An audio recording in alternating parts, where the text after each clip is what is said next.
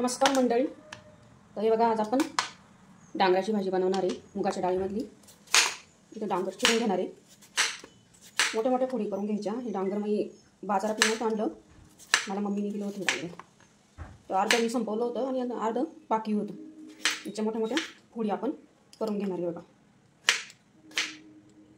म्हणजे जास्त शिजवलं, बारीक फोडी केल्या की ते जास्त शिजवल्यानंतर त्याचा गाळ होऊन जातो. तर आपण अशा मोठ्या मोठ्याच फोडी करणार आहे.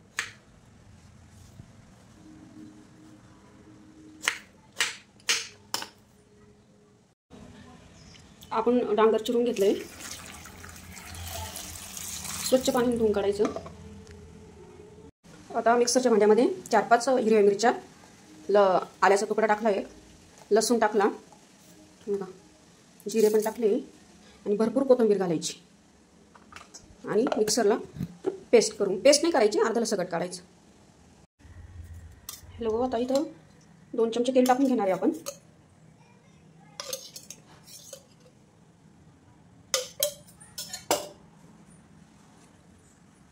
त्याच्यामध्ये जिरे, मोहरी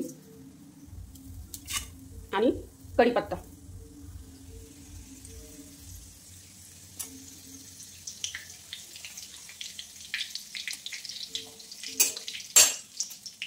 आणि त्याच्यात आपण ही हिरवी मिरची, लसूण, आलं याची अर्धा सगळं काढून घेतलं होतं ते आपण याच्यात टाकणार.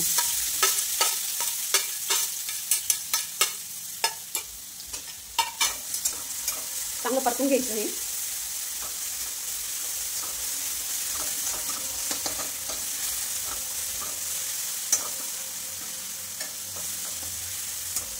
आणि याच्यामध्ये आपण हळद टाकणार आहे अर्धा चमचा. मी लाल मिरची वगैरे काहीच घालणार नाही, कारण याच्यामध्ये हिरवी मिरची घातलेली आहे. आणि याच्यात 2-3 तास भिजवलेली मुगाची डाळ घालणार आहे. तुम्ही एकदा नक्की करून बघा. ही मुगाच्या डाळीमध्ये डांगराची भाजी खूप छान लागते.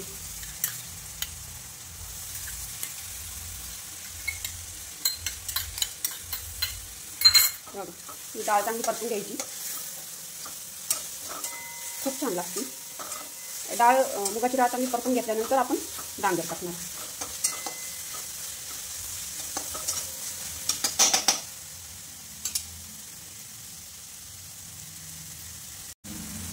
मुगाची डाळ चांगली परतून घेतली आपण.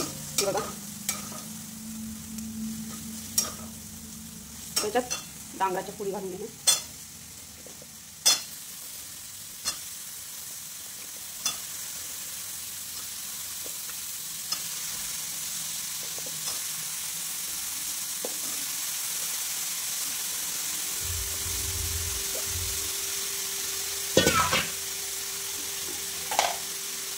त्याच्यात मीठ घालून घेणार.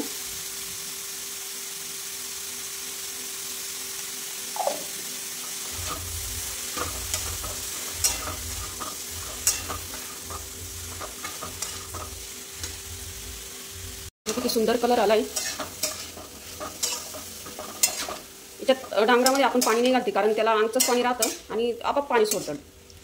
तर आपण याचे झाकण देऊ ठेवून एकदम गॅस कमी करायचा आहे. कमी गॅसमध्ये याला शिजवायचं. झाकण ठेवून द्यायचं, शिजवून घ्यायचं. हे बघा किती भारी शिजलं डांगर. किती छान कलर आलाय.